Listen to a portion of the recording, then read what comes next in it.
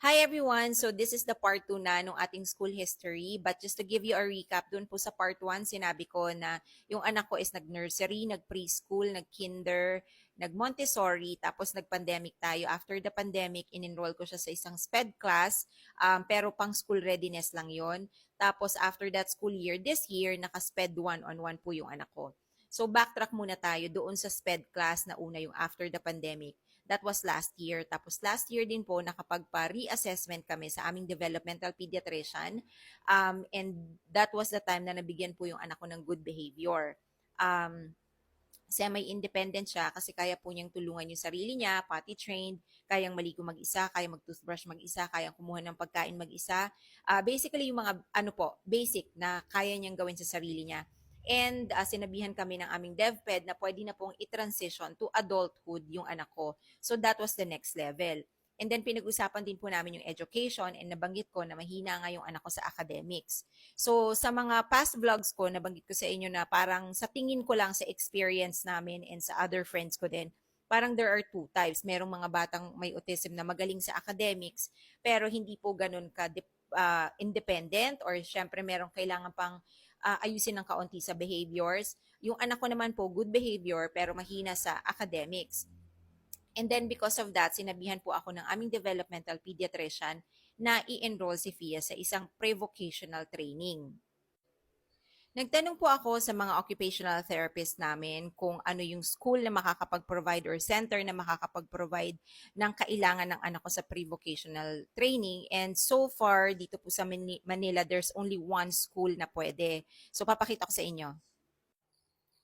So, eto po yung school na sinasabi ko sa inyo, yung illcphilippines.com. Sa pagkaka-research ko po based sa mga ginawa kong paraan para makahanap kami ng school, this is the only school na kayang tumanggap sa anak ko na non-verbal, good behavior pero non-verbal and semi-independent naman po siya. Tong school na to is located in Mandaluyong, so ang layo po dito sa amin sa Marikina.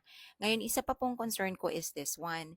Yung program po na ino-offer nila dito sa Modified Basic Education, yung pangalawa, yung Modified Basic Education na yan, para po siyang yan yung pinaka-elementary ng mga kids natin na may special needs. 6 years po yan. And then, after ng 6 years, pupunta ka dun sa Functional Basic Education, which is parang high school. And yan naman po ay 4 years.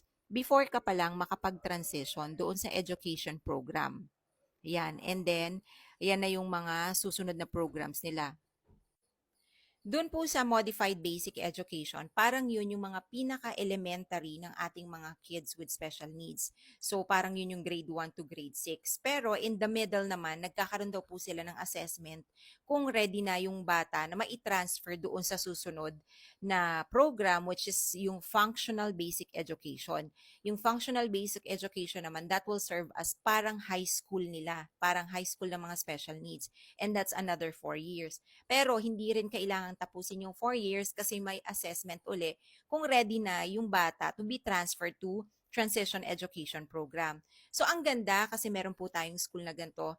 Ang problema po is yung tuition fee. They are ranging from 80,000 to 100,000. Depende po sa mga program na kailangan kunin ng anak mo doon sa school nila. Sabihin na natin kayang igapang yon, kaya lang kung nandito po kami sa Marikina tapos babiyahe pa kami ng Mandaluyong tapos daily po yung pagpasok ng anak ko, hindi talaga kakayanin and meron pa po akong toddler. So yan yung pinaka-history ng mga pagre-research ko. And this is just based po sa akin kasi ako po yung naghahanap ng kumbaga path ng education ng anak ko kung paano ko siya magagawa ng paraan na makapag-aral siya. Ang tanong po ng iba, bakit hindi na lang sa isang regular SPED teacher, ganyan, kumbaga mag-aral yung anak ko, instead na dito sa school na to kasi nga ang mahal. Nagtanong-tanong na rin po ako at nagulat ako kasi hindi po lahat ng SPED teachers ay ready or trained to handle yung mga kids na pa-transition to adulthood, yung gantong stage ng anak ko. parang may limitations din yung kumbaga, ano bang tawag dun, specialization nila. Halimbawa, 'di ba po, merong mga teachers na kung pang elementary ka lang, hindi ka makakapagturo ng high school or college. So parang ganun din pala yung mga ibang SPED teachers natin. Hindi po sila lahat ready or trained to handle yung mga kids na pang transition to adulthood. The same din po sa ating mga occupational therapist.